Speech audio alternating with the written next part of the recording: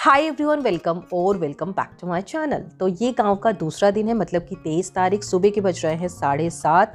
हम लोग रेडी हो गए हैं बनारस जाने के लिए। फैमिली के सभी लोग जा रहे हैं, एक दो लोगों को छोड़कर। बहुत ज़्यादा सर्दी थी, कोहरा थी। यहाँ पे मैं इसलिए हंस रही थी क्योंकि गाड़ी में बिल्कुल भी स्पेस नहीं था, मतलब कि मूव भी नहीं कर सकती थी। एंड अभी मैं आपको बताती हूँ कि हमारा अयोध्या का प्लान क्यों कैंसिल हुआ। एंड उसके बाद हम बनारस पहुँच गए थे। यहाँ पे क्या है ना कि पार्किंग काफ़ी दूर है, मतलब गाड़ी पार्क करने के बाद आपको काफ़ी दूर तक पैदल जाना पड़ेगा। थोड़ी दूर के लिए हमने रिक्शा कर लिया था, बट रिक्शा भी अंदर तक नहीं जाता। एंड यहाँ पे ना बहुत ही पतली पतली सी गलियाँ हैं, आप कंफ्यूज हो सकते हैं, तो यहाँ पे पूछते हुए जाना पड़ता है। मतलब गूगल भी यहाँ पे काम नहीं कर रहा था। हम लोगों ने पूछा कि कहाँ से क्या करना है, तो वहाँ के जो लोकल लोग हैं वो आपको बता देंगे। प्लान था हमारा सबसे पहले विश्वनाथ जी का दर्शन, उसके बाद महाआरती जो कि 6-6:30 बजे होती है शाम को। ठीक है, वो डिपेंड करता है कि मौसम कौन सा है। अगर सर्दियां हैं तो 6 बजे हो जाती है, गर्मियों में 6:30 बजे तक ये आरती होती है। यहाँ पे रिक्शे ने हमें ड्रॉप कर दिया। उसके बाद हमने किसी से पूछा तो ये जो गली दिख रही है ये डायरेक्ट हमको विश्वनाथ टेम्पल तक पहुँचा देगी। एंड आप देख सकते हैं कि कितनी पतली गली है, मतलब इसमें आना जाना बहुत ज़्यादा मुश्किल है। लोग कहते हैं ना बनारस की गली, और सच में यहाँ की गली में ना वो बात है। जो लोग आएंगे ना उनको समझ में आएगा, ऐसे देखने पे नहीं समझ में आएगा, बट यहाँ पे आने के बाद वो जो वाइब है ना वो आप फील करोगे बनारस वाली। एंड अगर घूमने के पर्पस से आ रहे हैं तो थोड़ा सा हो सकता है आपको उतना मज़ा ना आए, लेकिन अगर आपको एक डीप कनेक्शन मेंटेन करना है भगवान के साथ, या आप थोड़े से स्पिरिचुअल है ना, तो यहाँ पे आने के बाद सच में आपको मज़ा ही आ जाएगा। मतलब कि ये एक ऐसी जगह है जहाँ पे लाइफ एंड मतलब जितना लाइफ को सेलिब्रेट करते हैं उतना ही डेथ को भी सेलिब्रेट करते हैं। ये मेरी फेवरेट जगह है। मैं आपको बता दूं कि अयोध्या में ना बहुत ज़्यादा रश था, मतलब 8-8, 9-9 घंटे की वेटिंग है, 24 घंटे दर्शन हो रहे हैं वहाँ पे। तो वहाँ पे जाना मुमकिन ही नहीं था। तो हमने प्लान किया कि भाई पूरी दुनिया अगर सेलिब्रेट कर रही है तो हमें भी सेलिब्रेट करना है, कहीं पे भी जाके सेलिब्रेट करें। ज़रूरी थोड़ी ना है कि अयोध्या ही जाना है। सबने अपनी अपनी जगह बताई। भाई ने पूछा कि किसको कहाँ जाना है, सबने बताया कि हमें यहाँ। एंड मेरा जो फर्स्ट चॉइस होता है यूपी में जाने के बाद वो होता है बनारस। तो मैंने बोला बनारस, एंड मेरे बनारस वाले को ज़्यादा वोटिंग हुई, तो सबने सोचा कि चलो बनारस चलते हैं। एंड यहाँ पे टेम्पल के अंदर आप बिल्कुल भी शूट नहीं कर सकते, सारी चीज़ें जमा हो जाती हैं बाहर, मोबाइल से लेके बेल्ट, वॉलेट, सब कुछ। एंड बाहर आप थोड़ा बहुत शूट कर सकते हैं। तो बाहर निकलने के बाद मैंने थोड़ा सा शूट कर लिया। एंड यहाँ के पीछे गेट से, आई थिंक गेट नंबर 2 या 3 था, जहाँ से उतरने के बाद आप सीधा घाट तक पहुँच जाएंगे। एंड आपको ज़्यादा पैदल नहीं चलना पड़ेगा। एंड ये मैं आ गई, जैसे ही एग्जिट करोगे घाट आपको दिख जाएगा। लेकिन हमें जाना था वहाँ जहाँ पे आरती हो रही है। यहाँ पे बहुत सारे घाट है, मतलब कहीं पे आरती हो रही है, और यहाँ पे ज़्यादा जो घाट होते हैं वो आपको पता होता है, जहाँ पे अंतिम संस्कार होता है उस तरह के घाट होते हैं। तो यहाँ पे भी बगल में हो ही रहा था, एंड मुझे घाट का नाम नहीं पता है।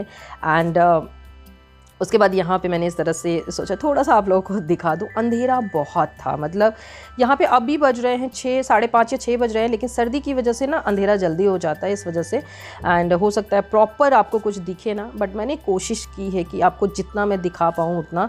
एंड मैंने यहाँ पे ना बैकग्राउंड जो म्यूज़िक था वो म्यूट कर दिया है, क्योंकि बैकग्राउंड में एक भजन चल रही थी जो कि मंदिर का साउंड था, और इतना लाउड था, मुझे पता था कि कॉपीराइट का इशू आ जाएगा, इसलिए मैंने म्यूट कर दिया। बट यहाँ पे जो वाइब है, जो फीलिंग है ना, वो आप यहाँ पे आने के बाद ही महसूस कर सकते हैं। एंड अगर मेरे व्यूअर में से मतलब कुछ लोग ऐसे हैं जो थोड़ा सा स्पिरिचुअल हैं या इन सब चीज़ों में इन्वॉल्व हैं, तो मैं उनको ज़रूर बोलूँगी कि आप कहीं जाओ ना जाओ, लेकिन एक बार बनारस ज़रूर जाओ। एंड बनारस जाने के बाद मतलब और सारी चीज़ें साइड में, बट बनारस की जो आरती है, जो घाट है, वो चीज़ एकदम अलग ही है। यहाँ पे बहुत ज़्यादा अंधेरा था, और ये जो आप देख रहे हैं रास्ता ना, ये कनेक्ट करता है उस घाट तक जहाँ पे हो रही थी आरती।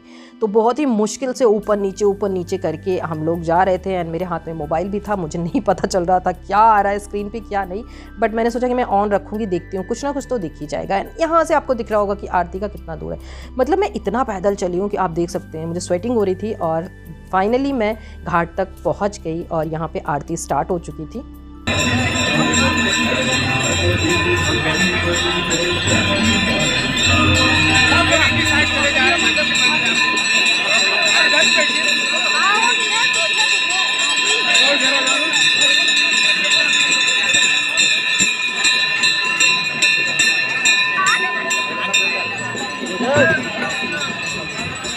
আমরা নৌকোয় আছি, ঠিক আছে? আমরা উল্টো দিকেই দেখ নৌকোয় আছি। আমরা এখান থেকে করছি, আমরা নৌকোয় ভাড়া নেই।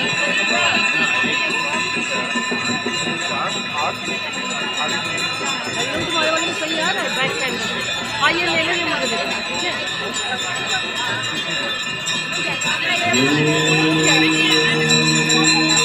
अच्छा, जहाँ पे मैं खड़ी थी ना वहाँ से कुछ भी क्लियर नहीं दिख रहा था। हम लोग घाट की सीढ़ियों पे खड़े थे एंड जो सीढ़ियाँ होती हैं ना वो बहुत ज़्यादा गीली होती हैं, इतना ज़्यादा रश होता है कि बहुत ज़्यादा रिस्क होता है स्लिप होने का। तो हमने डिसाइड किया कि हम बोट पे बैठ के आरती देखेंगे एंड बोट पे बैठने के बाद आरती बहुत ज़्यादा क्लियर दिख रही थी। इसके बाद बोटिंग भी करने वाले हैं 1-1.5 घंटे के लिए एंड जो भी लोग आते हैं, मैं बोलूँगी दिन की बजाय रात में बोटिंग करना, आपको एक अलग एक्सपीरियंस यहाँ पे मिलेगा। एंड ये मैं और शिवांगी है, मतलब हम लोगों ने दीपक जला के ऐसे सब लोग कर रहे थे तो हमने भी कर दिया और यहाँ से देख सकते हैं कि आरती कितनी क्लियर दिख रही है।